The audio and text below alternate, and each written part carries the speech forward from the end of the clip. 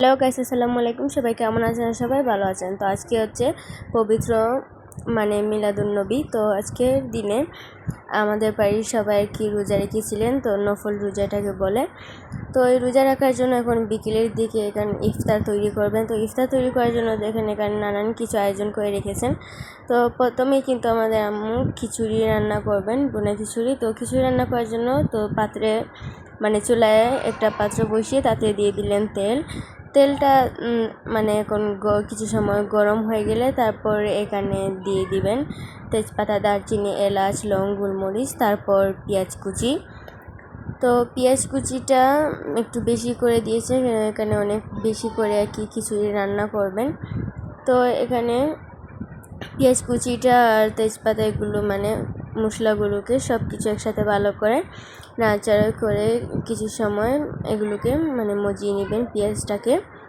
তো পেঁয়াজটাকে এইভাবে হালকাভাবে মজিয়ে নিয়ে তারপর এতে দিয়ে দিবেন রসুন বাটা, তারপর আদা বাটা। তো এইভাবে রসুন বাটা আদা বাটাটা দেওয়ার পর আবার চারপাশ দিয়ে একটু নাড়াচাড়া করে রসুন আর আদাটাকে পেঁয়াজের সাথে মিক্স করে নেবেন। তো যেহেতু এখানে খিচুড়ি রান্না করছেন তাই রসুন বাটা আর আদা বাটা একবারে সমান সমান দিয়েছেন, আর পেঁয়াজটা একটু বেশি করে। তো এইভাবে কিছু সময় পেঁয়াজ রসুন এগুলোকে নাড়াচাড়া করার পর দিয়ে দিলেন চানার ডাল। তো চানার ডালটা আপনারা চাইলে বাসায় যদি মসুর ডাল থাকে তাহলে মসুর ডালও দিতে পারেন, আবার চানার ডালও দিতে পারেন। তো চানার ডালটা দেওয়ার পর এখানে দিয়ে দিয়েছেন আলু। তো এই আলুগুলো কিন্তু আম্মু আগে থেকে এইভাবে ছোটো ছোটো সাইজে কেটে রেখে দিয়েছিলেন। তো আলুটাকে দিয়ে এখন ডাল, আলু আর পেঁয়াজ সব কিছু একসাথে কিছু সময় নাড়াচাড়া করে এভাবে দিয়ে তারপরে দিয়ে দিলেন মশলা। তো মশলাতে আছে সব ধরনেরই মশলা। তো মশলাতে আছে জিরা, পাঁচফোড়ন, মরিচ, লবণ, হলুদ, ধনিয়া, এগুলো সব ধরনের মশলা আছে। তারপর এখানে মশলাটা দেওয়ার পর চারপাশ দিয়ে একটু নাড়াচাড়া করে এখন মশলাটাকে এগুলোর সাথে মিক্স করে নিচ্ছেন। তো আজকে কারা কারা রোজা রেখেছেন অবশ্যই কিন্তু আমাদের কমেন্টে বলে যাবেন, তো বোঝা যাবে যে আজকে আপনারা রোজা রেখেছেন। তারপর এখানে দেখুন আম্মু দিয়ে দিলেন চালটা। তো চালটা কিন্তু আগে থেকে ধুইয়ে রেখে দিয়েছিলেন। তো চালটা দেওয়ার পর চালটাকে মশলার সাথে মিক্স করাটা ক্যামেরাতে তুলে ধরা হয়নি। তারপর দিয়ে দিলেন কাঁচামরিচ। তো কাঁচামরিচটা দিয়ে এখন চাল মশলাগুলোর সাথে মিক্স করে তারপরে আম্মু দিয়ে দিলেন গরম পানি। তো খিচুড়িটা একটু তাড়াতাড়ি হওয়ার জন্য আমি এখানে গরম পানি অ্যাড করছেন, আপনার চাইলে নর্মাল পানিও অ্যাড করতে পারেন। তো গরম পানিটা দেওয়ার পর আর কি এখানে চারপাশ দিয়ে একটু নাড়াচাড়া করে ঢাকনা দিয়ে ঢেকে রেখে দিলেন। তো কিছু সময় পর ঢাকনাটা উঠিয়ে দেখেন এখন চারপাশ দিয়ে একটু নাড়াচাড়া করে এগুলোকে উল্টে পাল্টে দিয়ে দিবেন। তো এগুলো কিন্তু এখনো পর্যন্ত হয়নি, তো দেখতে লাগছে অনেকটা হয়ে গিয়েছে, কিন্তু এগুলো হয়নি। তো এভাবে নাড়াচাড়া করার পর আবার ঢাকনা দিয়ে ঢেকে রেখে দিলেন। তো ঢাকনাটা উঠিয়ে এবার ধনিয়া পাতা দিয়ে দেখেন উপর দিয়ে ধনিয়া পাতা দিয়েছিলেন। তো আমাদের এই মজাদার সুস্বাদু খিচুড়িটা কিন্তু রান্না হয়ে গেছে। তো খিচুড়িটা রান্না হয়ে গেলে এখন চুলায় একটা কড়াই বসিয়ে দিলেন। কড়াইটাতে এখন দিয়ে দিবেন তেল। তো এখানে রান্না করবেন আলু দিয়ে মাংস, যার কারণে প্রথমে এখন দিয়ে দিলেন তেজপাতা, দারচিনি, এলাচ, লং, গোলমরিচ। তো এগুলো দেওয়ার পর এখন দিয়ে দিলেন রসুন বাটা, তারপরে আদা বাটা দিয়েছিলেন।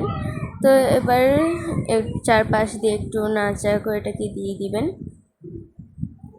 তো এটাকে এইভাবে কিছু সময় নাড়াচাড়া করে রসুন আর আদাটাকে একটু হালকা হালকা করে ভেজে নিয়ে তারপর দিয়ে দিলেন পেঁয়াজ বাটা। তো এটা পেঁয়াজ বাটা বলবো না পেঁয়াজ কুচি বলবো সেটা বুঝতে পারছি না, কারণ আম্মু এগুলোকে পেঁয়াজগুলোকে কুচি কুচি করে কেটে তারপর ফ্রিজে রেখে দিয়েছিলেন, দেখতে অনেকটা পেঁয়াজ বাটার মতনই লাগছে।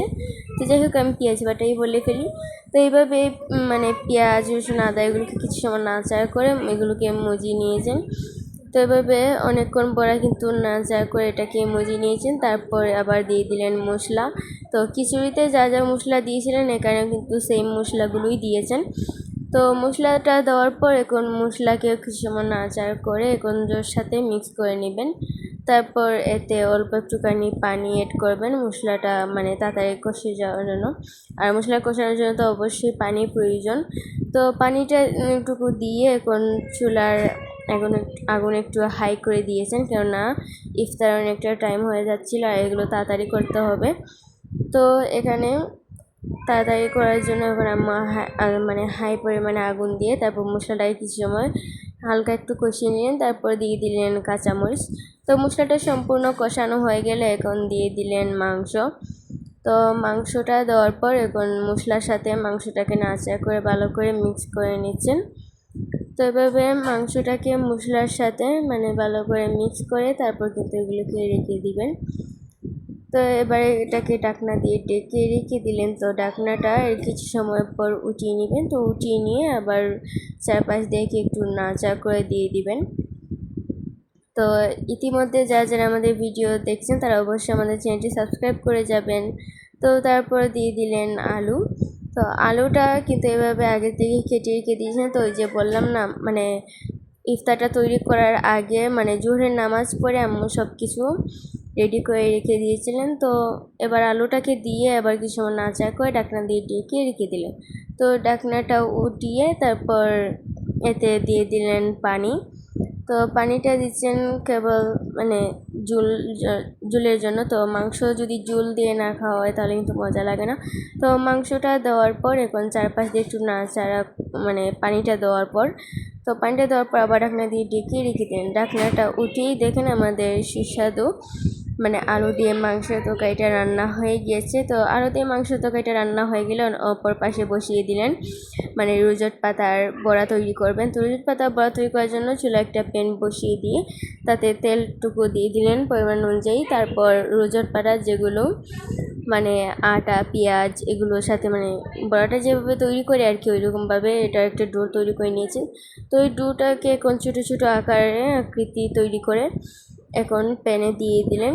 তো প্যানে দেওয়ার পর এখন সব কিছু একসাথে কিছু সময় এভাবে ভালো করে ভেজে নেবেন।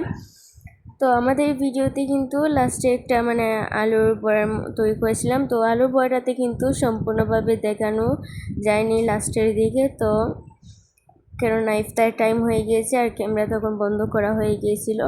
তারপর দেখেন এদিকে আমাদের মানে রোজট পাতার বড়াটা তৈরি হয়ে গেছে। তো অনেকে এটাকে পাকুড়াও বলে, তো আমাদের এখানকার বড়া বলে। তো জানি না কে কে চিনেন, একারা পাকুড়া বা বড়া বলেন, কে কোনটা বলেন অবশ্যই কমেন্টে বলবেন।